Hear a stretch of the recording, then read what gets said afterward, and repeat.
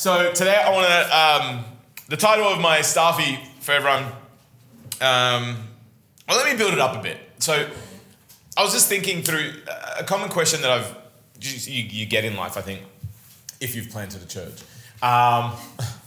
is what is your probably biggest regret in leadership? Like, what do you think your biggest mistake has been? And what would you do different in planting a church?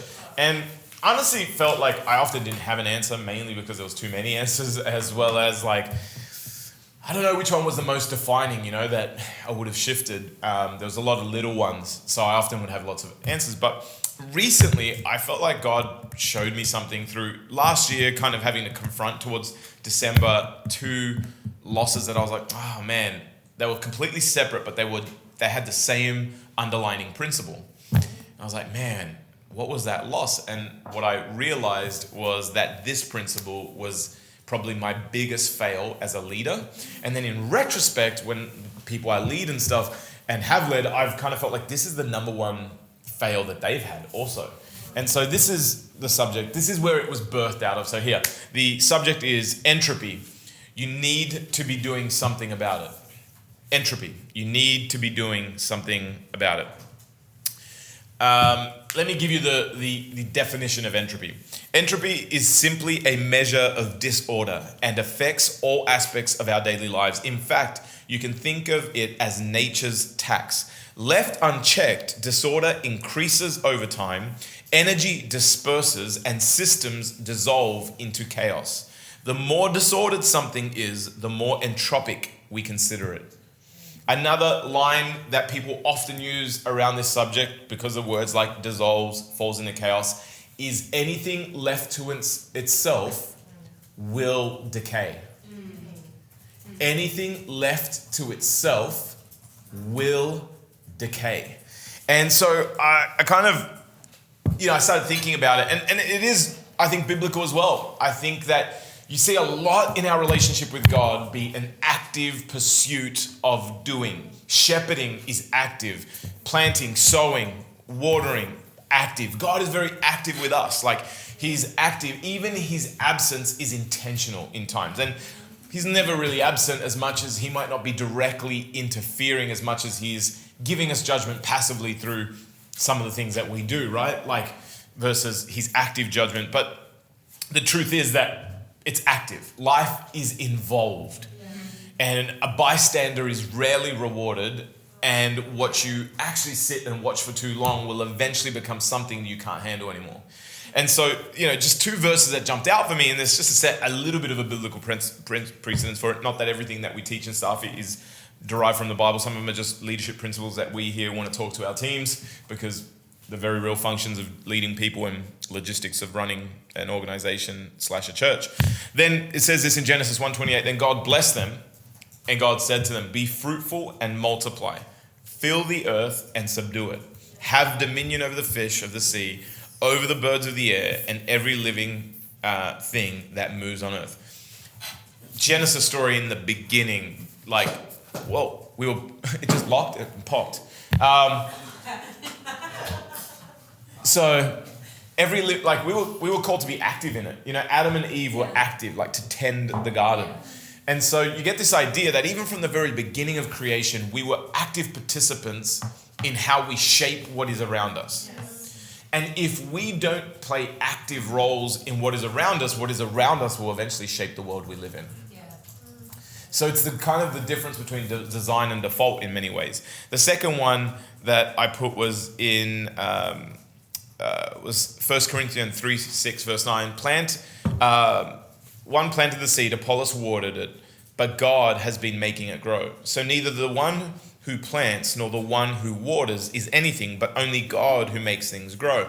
The one who plants and the one who waters have one purpose, and they will each be rewarded according to their own labor. For we are co-workers in God's service. You are God's field, God's building. So again, very filled with activeness, filled with approach. And so I was kind of just thinking, my biggest mistakes recently, even amongst team here, and having some great conversations with some people over the, two people in particular at the end of the quarter, and we were just reconciling and talking, and I was like challenging something, and then they're going, they were kind of throwing it back with, well, this is what happened. And then as we were kind of talking, something dawned on me, and actually it reminded me that I got to a point where I didn't know what was next, or more than anything, I'll talk to a bit more of that, the personal nuances of that later, because I think they're relevant to all of us as we learn how to navigate emotions versus principles, and being aware enough as a leader and a self-aware enough to understand when you are acting out of principle or acting out of emotion, and how good principles guard us in those moments of emotion, or insecurity or lack or anger or frustration, or even just the plain old tide of doing good. And obviously this active thing is real. Like it actively takes a role in us. Therefore God tells us, Jesus, right? Don't get tired of doing good. In due season, it will reap a reward. So this active thing is something we've got to do, but it gets tiring, it gets difficult, it gets overwhelming. And what we do often is with areas of our character. That thing that you've been trying to change and you can't change, and just to look in the direction of it is absolutely like overwhelming. So what we do is we just put it in the proverbial junk drawer of life, the later list, that just put it to the side. Because if we're not looking at it and it's not looking at us, what we believe and we tend to fall into is that at best it will stay the same and maybe it'll fix itself. That's what we tend to believe, but it's absolutely a lie. Never happens that way. In fact, even in the one moment where something left to itself gets better, it gets better for a season. But there are other elements involved. So while you didn't have to do anything about the relationship, maybe someone else did. God intervened. Other relationships did. But the reality is this: something always needs intervention. We are not left on this earth by ourselves. We have a God who is waiting, wanting, leaning to interact, intervene, be part of what we are. He has sent his Savior for the very same fact. And so we see that this is just a law. And I want to differentiate between a law and a principle. A principle works most of the time. A law never fails. So what goes up must come down. It is a law. It is going to happen.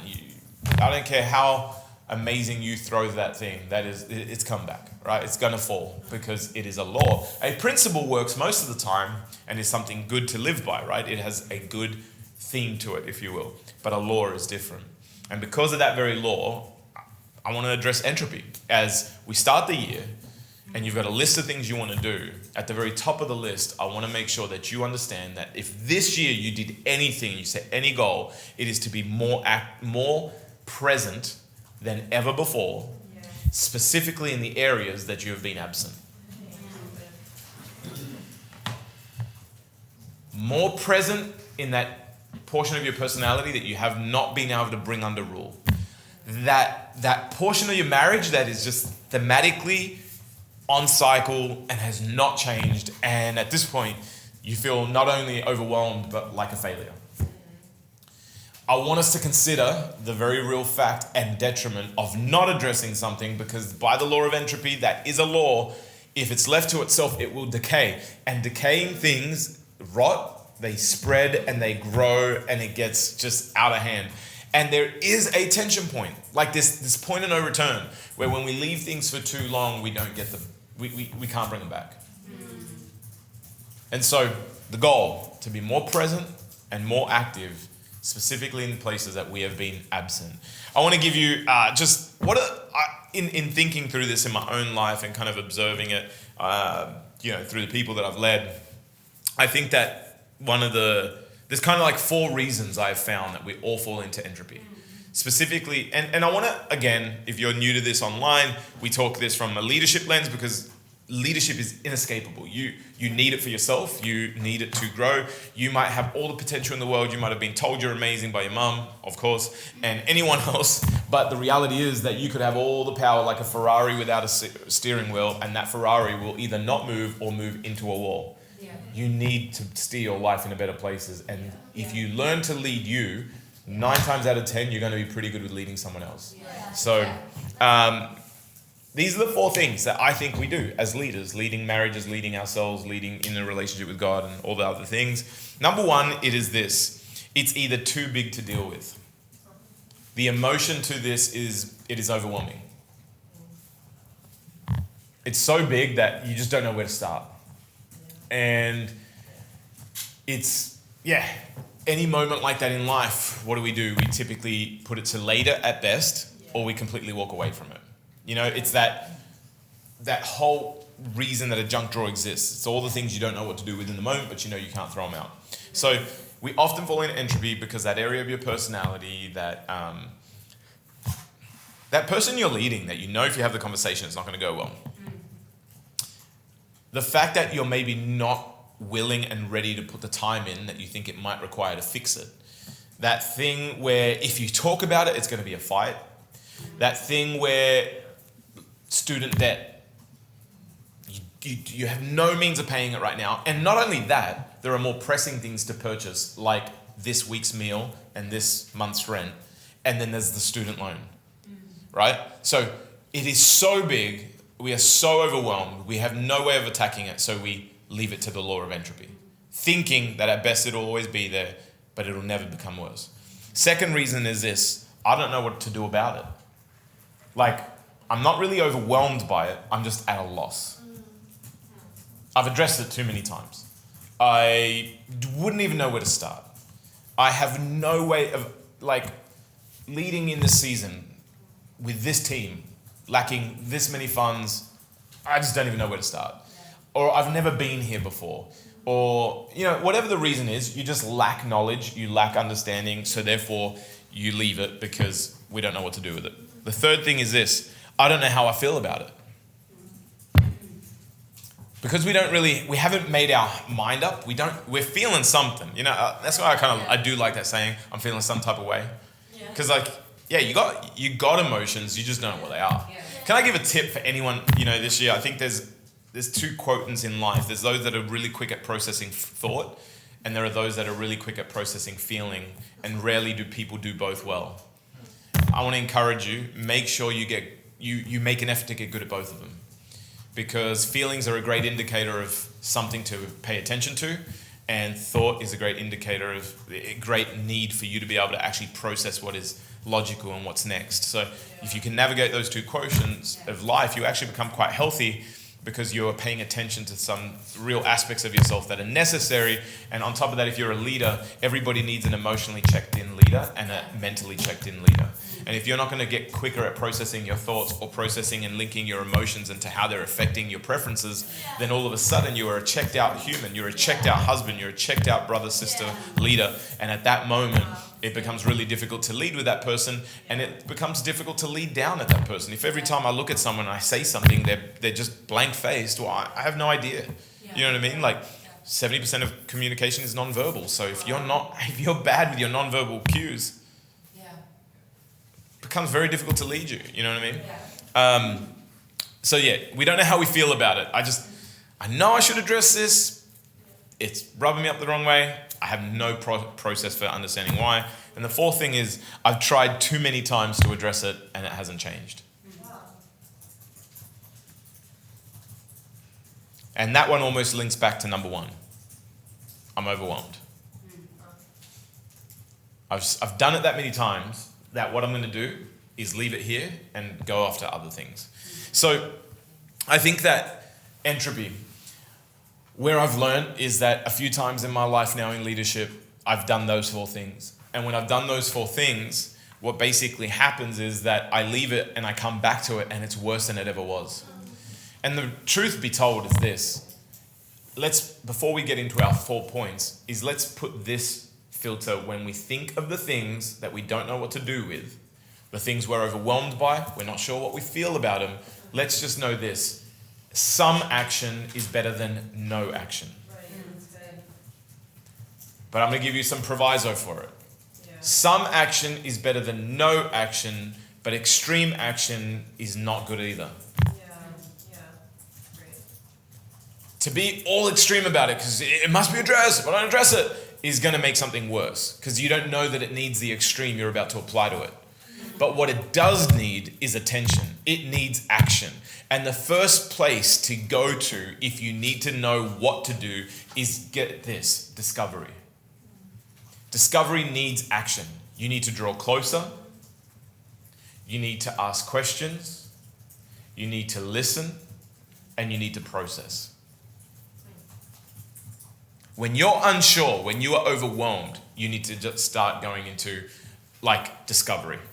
You got to get a bit more. Now, if we have this lens that not doing something is not good and we must do something, these next 4 points start to help us. And I really hope that this is going to lead. I really, really believe, like, because it's been my biggest mistake, whenever I've not done this, it's always been my biggest win. So therefore, I'm believing that I'm going to check in with you as a staff, as a leadership team, and everybody. And I want you this week, actually, I'm going to give you a moment, right? Before I teach you the 4 things, I'm going to give you 60 seconds of quiet time to write down, either prompted by the Holy Spirit or some of you already have them. I want you to write down 3 to 4 things that you know you need to be more present in, or that you know you've evaded or avoided because of one of those 4 reasons, and that you need this year to become very present and active in. I'm going to do the same. Time starts now.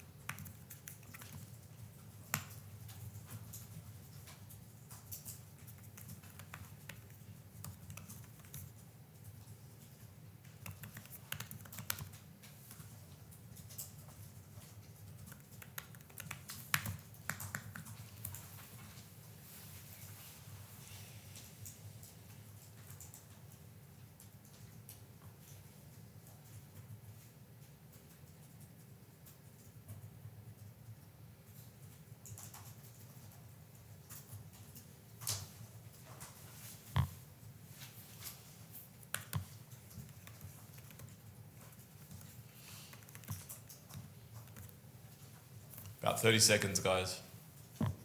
You can always address this again later. Take some time, get into it. Out of interest, was it hard to find 3 things, 4 things, just out of interest, like, or give us a thumbs up on the screen, or maybe just a show of hands in the room if 3 things came pretty quickly.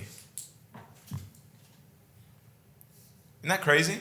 I never would have thought that, but like, it really goes to show how much of our life. I would just go out there and say that list addressed is probably going to give you a lot better sleep. It's going to give you a lot better health. Your mental space is going to be far better. And I think that your relationships and the things that you're running for in life are going to actually go a lot faster and smoother.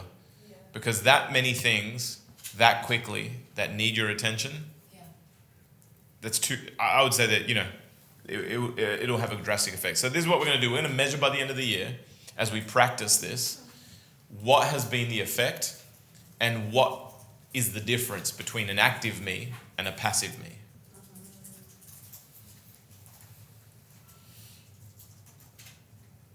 I want to put a challenge here to anyone that is passive aggressive. If you are a passive aggressive person, my challenge is for you to find a more active way to make your aggression known without being aggressive. Like, no, I'm not telling you to go up and punch someone, but instead of snidely or sarcastically or through exclusion or coldness letting someone know you're upset, I want to challenge that you will actually address what is upsetting you and no longer be passive, because your anger is poison that you only drink from.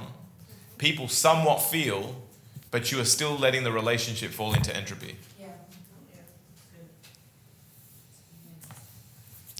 Done, let's go. Okay, these are not exhaustive on the topic itself, but it's just been my experience with entropy, and 5 things I've had to navigate that have helped me with it.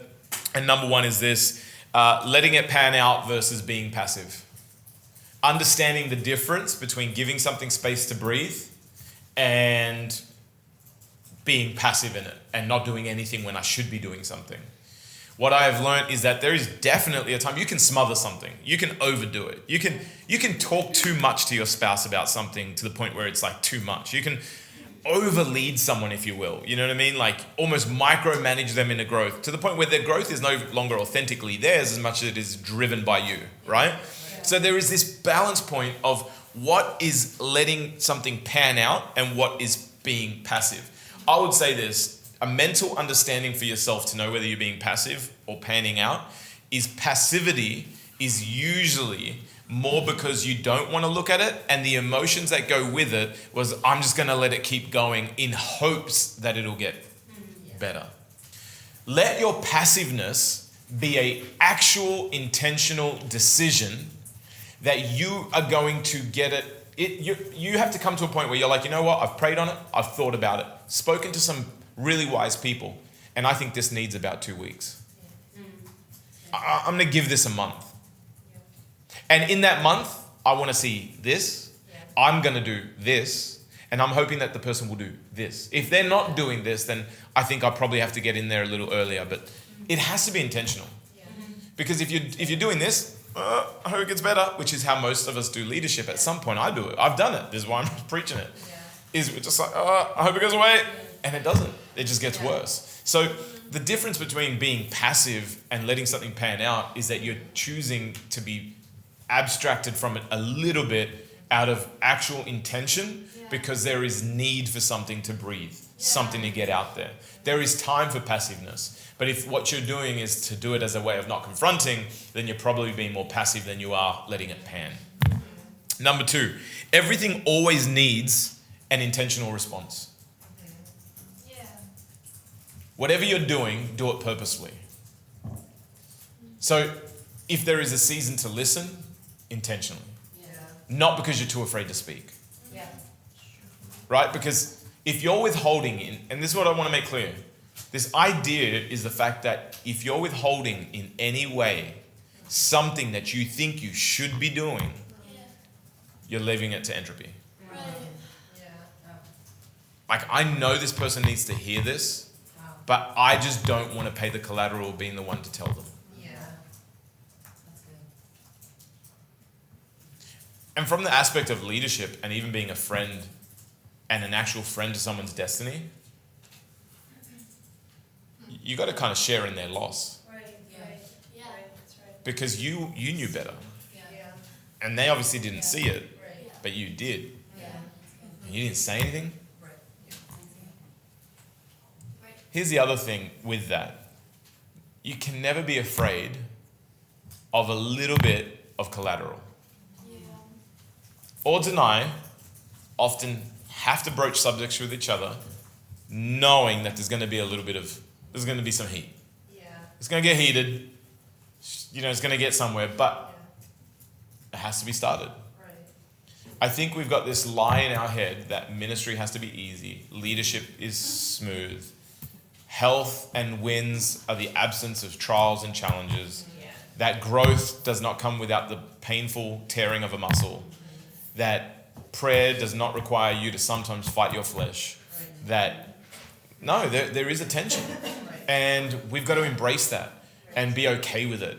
And what you cannot do is take it personal and you've got to let us be human. All of us have to be humans. I've got to be mindful of it as well. Like, I really want to build a culture, and we have built a culture where there's honor that comes towards odds and I. But also, when I challenge my leaders, I give them some space to have a bit of an attitude. Like, I'm not looking at anyone in particular. My head's over here, but my eyes are this way. But, if I was to, look at anyone, there's not a person in this room that I've challenged that doesn't sometimes, when you challenge them, pursed lips, eyebrows, deep breaths, doesn't go well in the beginning. And if that's going to become reprimandable in and of itself, then now there's a borderline to it. You don't want someone that you're flipping it always 4:50 in the afternoon. Do I really want to challenge Gio because he's going to spaz out? You don't want that, right? But there's I also, as a leader, because this is why most leaders don't challenge people. They don't want to have to go with the kickback. Yeah, that's true. But it's your environment as a leader anyway. Right. And so you're going to have to either experience their lack of change or put up with their lack of good response. You got to choose. One's definitely worse than the other. So everything always needs an intentional response. Make sure that if you're doing what you're doing, it's because you have decided that that's what must be done. You're not reverting to this is what I'm just comfortable with doing. Number 3, it's more of a mentality, but I've tried doesn't stop the law of entropy. Oh, but I've tried. Right. Cool, but that's not going to stop entropy. Entropy is a law. Yeah, but I've tried to talk to them. Cool, but that's not going to stop it. Yeah, but I've tried to fix it. Yeah, but that's not going to stop it. Yeah, but I've tried to change it. Cool, that's not going to stop it. Entropy was still going to happen. And the best way I could tell you to mentally get around this comes from this really calming yet frustrating game that I discovered through Audrey. And we were flying, and it's like this I think it's called Wordscape, and it goes through the levels. Anyone ever played it? So it's in a circle, right? And you got these letters, and then it's like a crossword puzzle, and you've got to make words out of the letters, right? And there comes a point every single round where you're like, there is literally not one more word that could be made of these, let alone a 3-letter word. Like 4-letter word, none of them. There's others I can think of in this moment, and it's not like none of them use these letters. And I'm frustrated, and you're like, it can't be. No, I definitely don't know the word. And then all of a sudden, you switch the letters around, because you can hit that little button, and it switches them, and you see it, and you're like, oh, flower. I do know that word. And so I think that addressing problems and finding the end of what feels like you've tried everything is really just everything you can think of at that moment. Yeah. But by shifting a few things around, talking at a different date, talking through a different method, looking for a different root cause, it eventually solves itself. Yeah. It's not that there isn't an answer. The better way to think about it is you just haven't found it yet. Yeah. To every marriage woe, leadership problem, structural change, financial challenge, it's not that there's not an answer. You just haven't figured it out yet. Yeah. Yeah. So saying, but I've tried as a forms of justification may make you feel better in the moment, but it's not going to change entropy. Right. So you can't walk away from it. You've got to get back at it. Yeah, but I've tried. Well, you better get at it. Because while you're not doing something, it's decaying. Right, yeah. And note that in our definition, before it falls into, actually dissolves into chaos, first of all, it actually starts to, disorder increases. Yeah. Like my children, you know what I've learned? This is my best parent advice I could ever give anyone. And it is this. The most valuable discipline is when it's inconvenient to you, the parent. Right. It is far more convenient to say, have a bath tomorrow, because it's late. It is so much more convenient to say, fine, you can have one more piece of candy. Right. Kick the can down the road, basically. Yeah. But the reality is that eventually you're paying the price for it, and you're exasperating, creating more. And the more you avoid it, the more chaotic it gets, and the more disorder that comes, and the more it increases to a point where it is not manageable. And it's simply because you cannot be bothered putting up with the tantrum. You can't be bothered having to do the shower that you got to participate in. But it is that you say, yes, have an iPad one more time. And what you are doing is basically creating really bad behavior. Yeah. It's not often the discipline that's hard to enact, it's the discipline that's inconvenient. And the same goes with leadership. It is the leadership that is inconvenient to act on. It is the conversation that is inconvenient to your night of wanting to sit down and chill. That is probably the conversation you have to have with your spouse. Right. It's just how it goes. So, that being said, I've tried, just won't stop it. You've got to get active in it. The end is never the end. There's always a way. You just haven't found it yet. Let's not be lazy. Let's push. And one thing I'm doing lately that helps me is when I'm at the end of my mental capacity, I set a 30-minute timer and I go just 30 minutes more. Yeah, I like that. And then quick breather and then set it again until I lie to myself enough times at the end of the day is there. But sometimes you just got to do it, okay? So number 4 is this. Entropy won't go away, so neither will working at it. I want to address the mentality of it's done, we've arrived, we're no longer at that issue, we no longer need to date, we no longer need to talk about, I no longer have to check up on, I no longer have to do a development session, I no longer need to do a discipleship meeting, I no longer have to check in with, I no longer have to be included in that email. I don't always have to attend that meeting. I'm not always going to have to say I love you. These things because we think we're past that. We're not there anymore. Right. 17 years married. I don't have to still date, do I? I did a poor job at that last year. 100% poor job. Because I was like, the combination of kids, budget, I got lazy. And it has been and anyone that's led anything will agree, is that it's those moments that you finally, everything's working like a well-oiled machine, that you go, I think we're here. You come back that next Tuesday to an exec meeting and you're like, we are so far. We are so far from here. It is not funny. And that is because entropy won't go away. It is a law. So without your active tending, watering, sowing, and pruning, it is going to it's going to start decaying again. So that means you need to get rid of I've done the work mentality, and you've got to embrace I love the work mentality. I want to say it one more time. You got to get rid of that I've done the work. I've done the work in my marriage. I've done the work for our church. Man, I've heard, I just know of one pastor that is like, I've done all the work that I've got to do. The rest is up to you guys to take this forward in the areas of who we are and things of that nature. It's not the case. Culture is evolving. Culture is never set and forget. Culture changes as you mature. The culture of my children has changed. Cruz's culture was toys and toy blocks, and now it's music. And all my kids' culture changes as you evolve, as you mature. Values shift a little bit. Culture is active. And so therefore, if entropy is always at your door, waiting for something to fall to pieces into absolute disrepair and chaos and to just become disorderly, then you must be actively keeping it in order. A great analogy for chaos is my children. Entropy. Our house is life. My kids are entropy. And Audrey and I we got to love the work. And we're not there yet with this, but it is this. When you have 4 kids, and basically, especially of our age, probably is going to stay the same as they're older. I'll ask the Joneses, but I'm pretty sure it stays the same.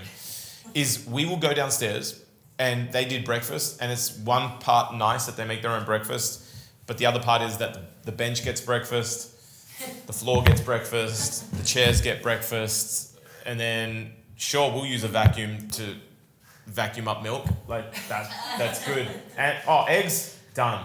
And so now you come down and you come in and you clean everything and you're like, I've done it, it's clean. And then you go upstairs, you come back down, and someone wanted a snack, but it wasn't enough for them to have a snack. The bench had to have a snack, the floor had to have a snack, everything had to have a snack. And then instead of the bin getting things, they still haven't figured it out. They've only been alive for 13, 10, 8, and 6 years, but they haven't figured out what goes in the bin and what goes in the sink. So that orange peel could go in the bin. The remainder of your meal could go in the bin, but you've got it in the sink, and now the sink is clogged, and I've got to put my hand into that abyss of who knows what and unplug it, and it's so awesome. And if we don't stay on it, and we just cleaned it, and you go upstairs and you come back down, and there's toys, and you go upstairs and you come back down, and there's more, and you go upstairs and you come back down, and there's more. And then when you finally figured out that you've done downstairs, and they figure out that the mess keeps going away, they think, you know what, let me move upstairs and make a mess there, because this one keeps getting cleaned up. And this is entropy. It's always there. Without your activity, it's always there. I would be more concerned for the things you haven't looked at in a while, because you think that they are covered. That's good. Anyone that has ever not landed a budget is because they stopped looking at it. It's that simple. Entropy is not going away, so neither will your work. Don't just do the work, love the work. Find purpose in the work. Understand the beauty of the work. There's something beautiful about that book, Garden City, from John Mark Comer. Beautiful explanation of how work crosses over. Really good book. Encourage you for anyone that's struggling with loving the work and doing quality work. The fact that the work's going to get done again should never diminish the quality in which you do it. Right. We don't clean the kitchen kind of well, knowing that we're going to clean it again. We clean it well. Come on. Which then does this. Eventually those children that are now known as entropy will one day actually be the work. They will know it. I didn't know how clean my house was until I left it, lived with other people, and I was like, oh, that's why dad and that's why mum, that's why it was. And they were great habits. They led to order, and order leads to productivity, and there's something disciplined about it. It's a good thing. Yeah. So what you do, eventually people will follow, but if you don't do it enough, they won't know what to follow. Yeah. And number 5, Yeah. look for God to lead you in what's next. Yeah. Don't do it alone, don't build it alone, don't fix it alone. Yeah. You will do more productive work with more reward, and you will do it less often if God leads the work. Yes. And that's I'd ask you, is God leading your work or your personality type?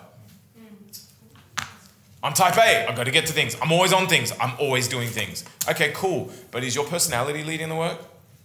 Because that will honestly sometimes, that'll get you into trouble. Are you just super chill and is that leading the work? Oh, it's cool. It's cool, but is that leading the work? You can't allow that to be what sets the tone. If God is really going to help you lead through storms and evade potholes, you need him leading the work. Don't go into a meeting with what you think the person needs.